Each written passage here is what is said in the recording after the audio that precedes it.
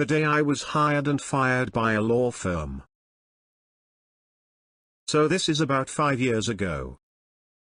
I worked as a chef at a bakery. It was my job to make everything but the baked goods. Every morning the baker and I would walk in at about 4 a.m. and knock out all the food needed for the day. This would leave me ready to go home around 10 a.m. or so. This put us at the perfect time to deliver online orders. It was common for companies or other entities to place large catering orders with us. The baker and I would split them down the middle and deliver them on our way home. The delivery in question was for Bob, Dick, and Harry, attorneys at law. I have never delivered to BDH before, but they were a regular of sorts. Every financial quarter, they would hold a huge meeting. This meeting would require roughly $700 of bagels and bagel accessories. This spread included 8 dozen bagels, all 10 of our flavors of cream cheese, pastries, brownies, and enough coffee to power a college dorm though finals week. My passenger seat, entire back seat, and entire trunk are filled with food. Now BDH is located on the 9th floor of a commercial skyscraper deep in an industrial complex downtown. Parking was non-existent. There were meters outside the building, but I knew I would need close to 10 trips to deliver all this food, and didn't have a lot of change on me. Company policy was to just pay whatever fines I needed to park and then turn in my receipts. The money would end up on my next paycheck.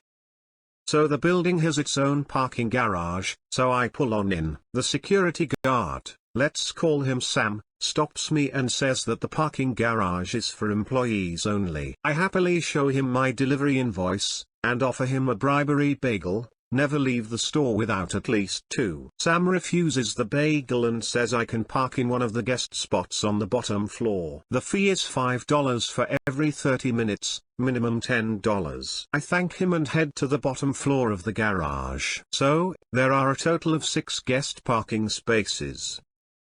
Just 6. All of them are taken. I head back up to talk to Sam, when I see an open parking spot reserved for Bob, Dick, and Harry, attorneys at law. There are cars in every spot, with many spots being reserved for employees by name. The last spot is empty, and is reserved for guest of BDH. Perfect. I pull on in.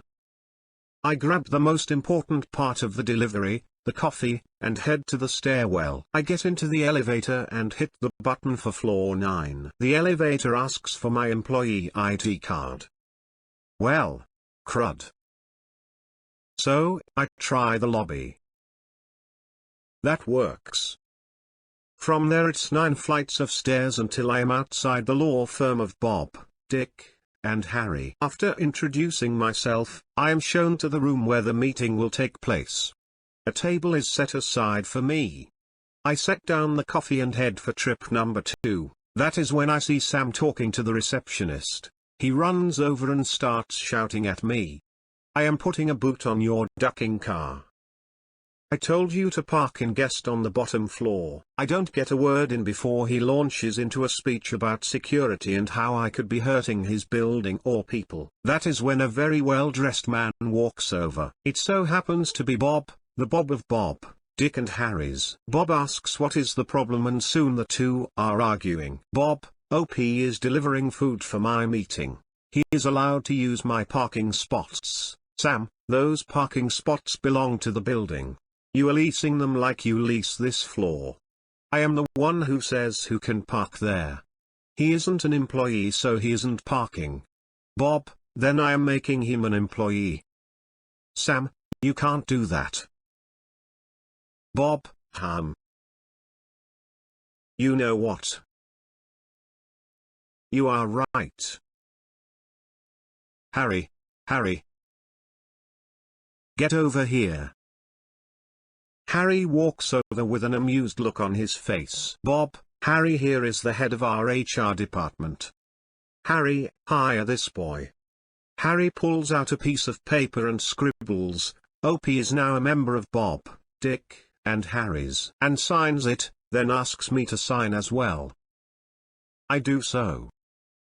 Bob reaches over to the receptionist, who is already grabbing some things. Bob, Here is your employee badge, your parking permit, and your elevator key card. Now please, do the job I have hired you to do, and deliver my bagels. Sam looks on in utter fury as I ride the elevator down to my car. 7 sweet elevator rides later, all the food is delivered. Bob and Harry meet me at the table. Bob, OP, you have made great strides in this company and I am proud of your work. But I feel it is time for us to part ways. Here is your final check. Bob then hands me a crisp $50 bill. Harry, and your severance package. Now please be sure to return your badge and card on the way out. Harry hands me a $20 and sends me on my way. The receptionist is sure to validate the parking ticket that Sam gave me, and I head on out. On the way out, Sam grins at me and asks for my ticket. I place it in the machine in his station. It sees the validation I got, and lets me out for free. Sam glares at me as I drive off into the late morning sun. TLDR.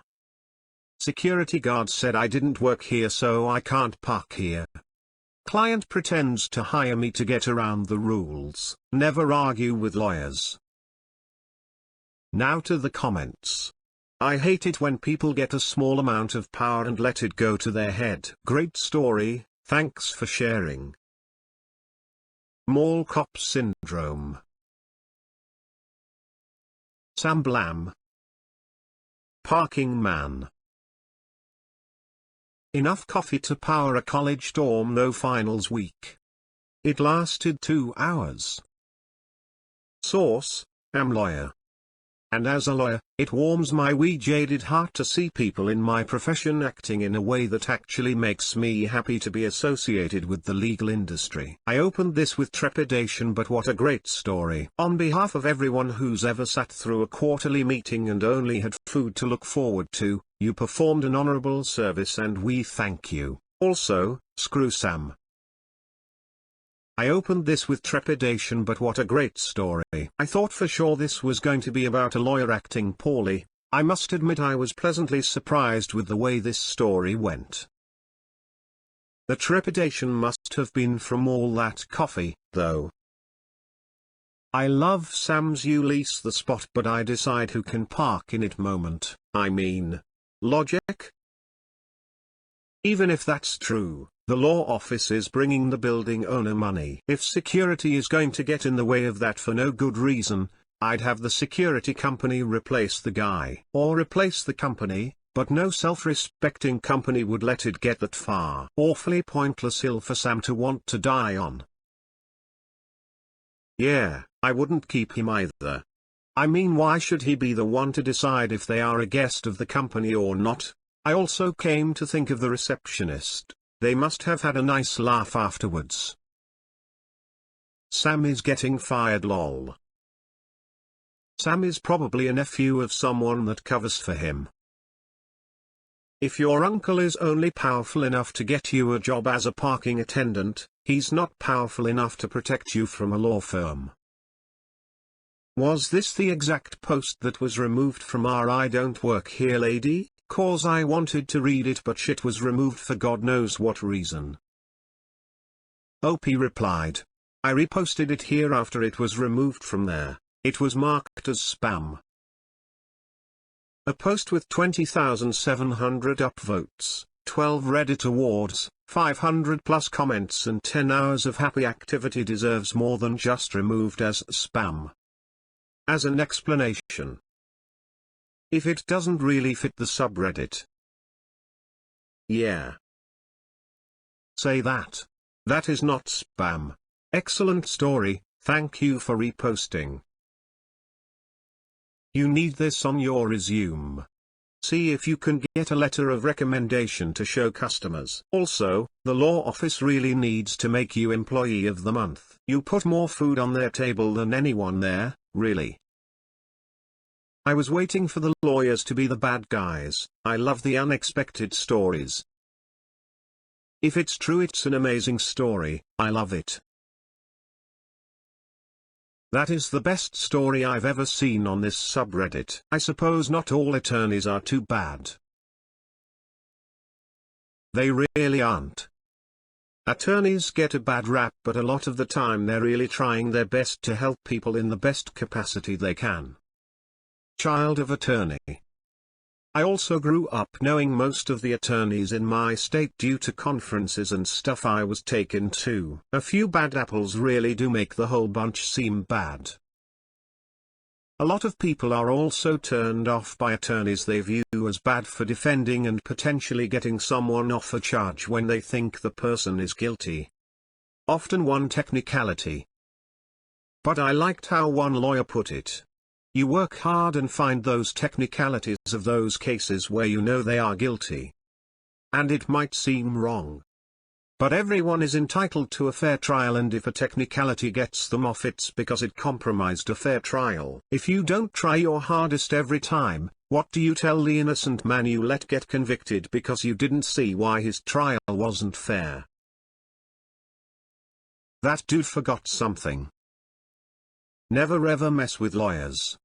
They spend all working hours on how to get what they want for their client. Why he thought that turned off with him is his fault. Great story. Haha, yeah, and that was probably the most fun the lawyers had all day.